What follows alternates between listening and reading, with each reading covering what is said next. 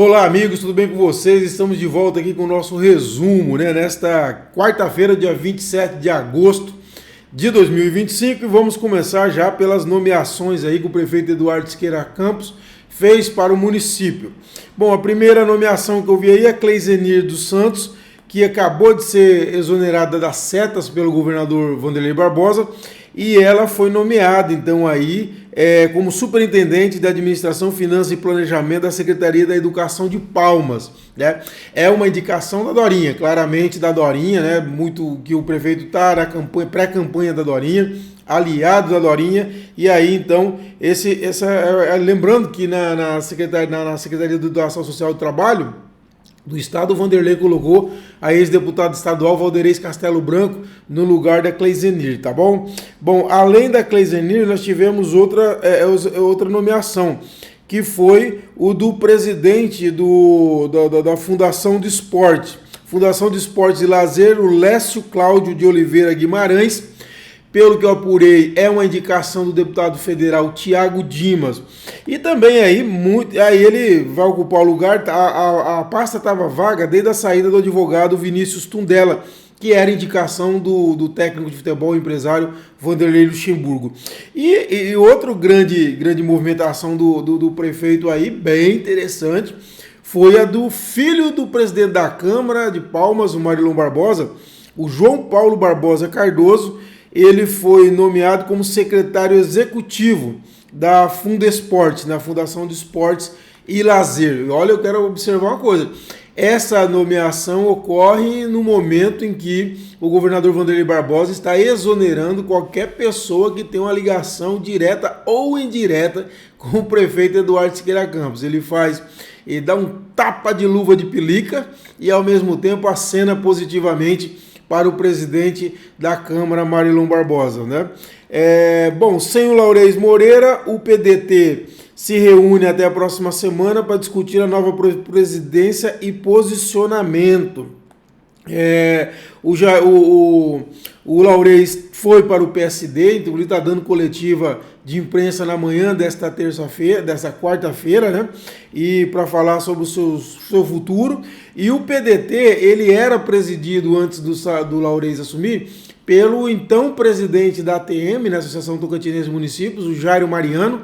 O Jairo, que é ex-prefeito de Pedro Afonso, depois foi secretário de governo do governador Wanderlei Barbosa, hoje está rompido com o governador Wanderlei Barbosa, e eu estou com a expectativa de que ele mesmo possa assumir aí a presidência regional do PDT. O Jairo admite que a tendência da sigla é acompanhar a pré-candidatura do vice-governador Laurez Moreira ao governo do estado, mas diz que isso também carece de debate, né? É isso aí. Então o Laurez começando a se movimentar, então mantendo aí o PDT próximo dele, né? Vamos para o INHOF.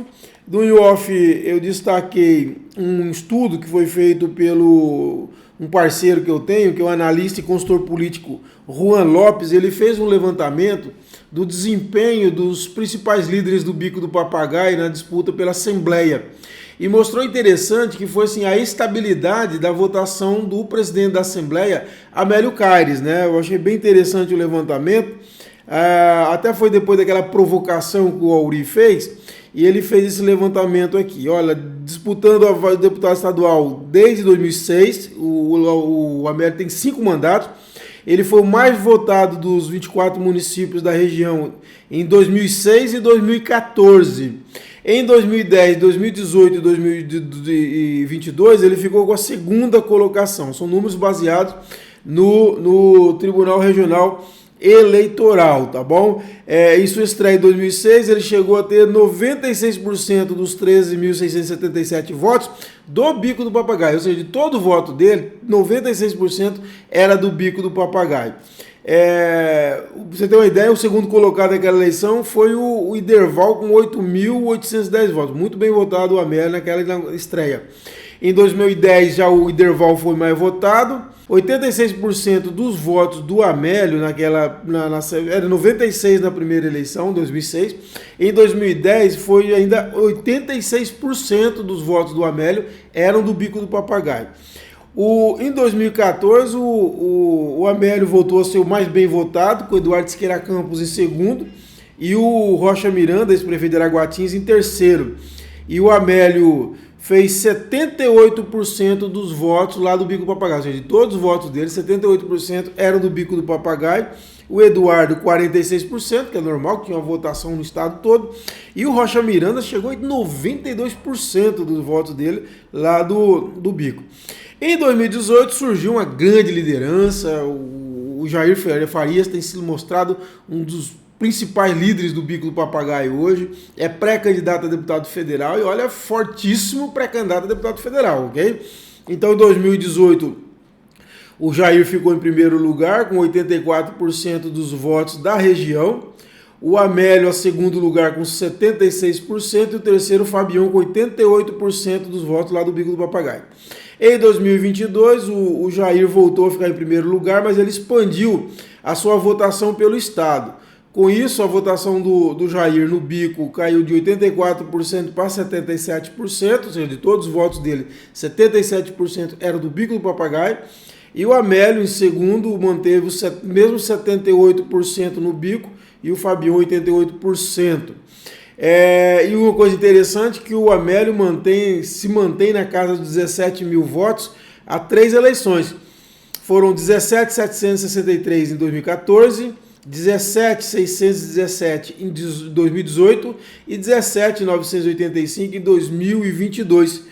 O Jair ele ampliou muito a votação de 19 mil geral, né?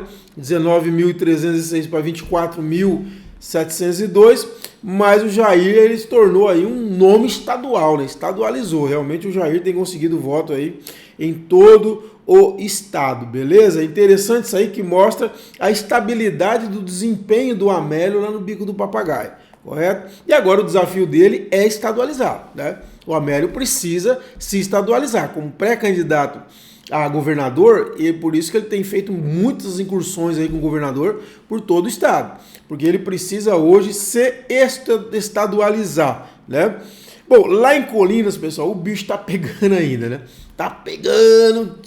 Os vereadores estão pé da vida com o prefeito Casarinho, a quem eles acusam de falta de respeito. Inclusive o Augusto Agras ligou para mim, acho que na sexta-feira ainda, e ele comentou isso, não estamos querendo cargos, não estamos querendo nada disso, é respeito, é uma questão que o prefeito fala mal da Câmara, segundo ele, dos vereadores, em todo lugar que vai.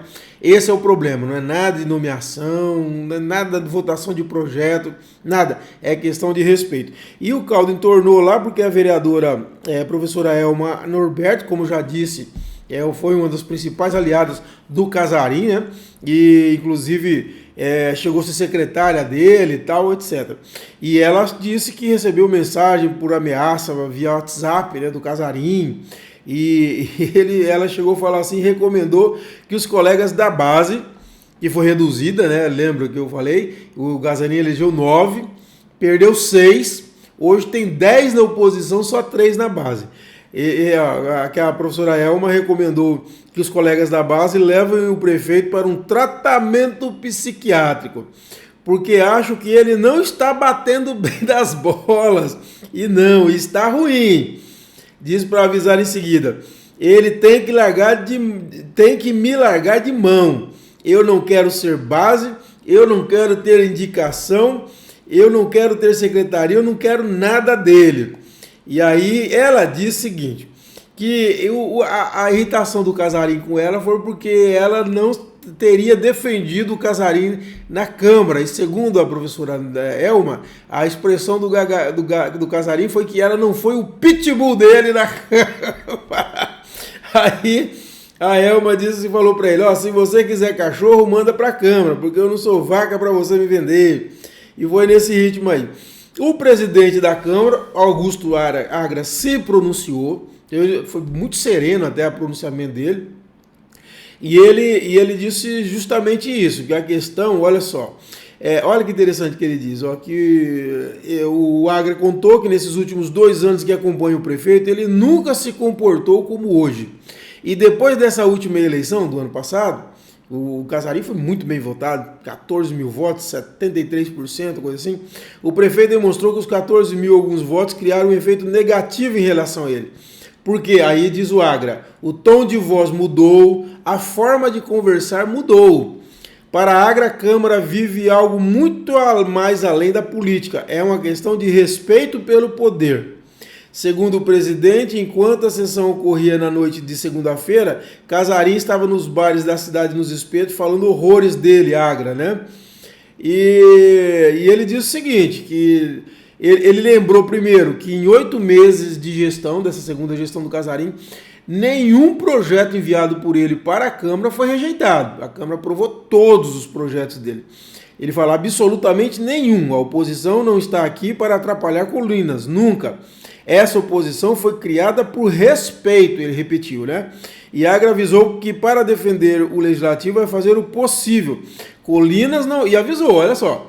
Colinas não vai pagar por isso, mas talvez quem pague vai ser o prefeito. Então, é isso. O Casarim também me ligou na sexta-feira ainda.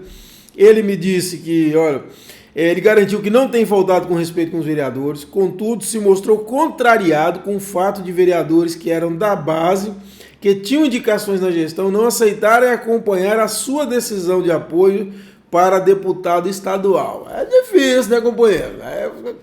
Pegar... Porque, assim... A questão que os prefeitos precisam entender que a relação deles com a Câmara não é de subserviência. Sabe assim, a Câmara não deve subserviência ao prefeito. Vereador não é funcionário do prefeito. É uma aliança política. E, logicamente, no âmbito municipal. Se vai para uma outra eleição, o vereador não tem a obrigação de acompanhar o prefeito. Tem indicação na máquina, ok, para ser base, para dar sustentação para a gestão na Câmara.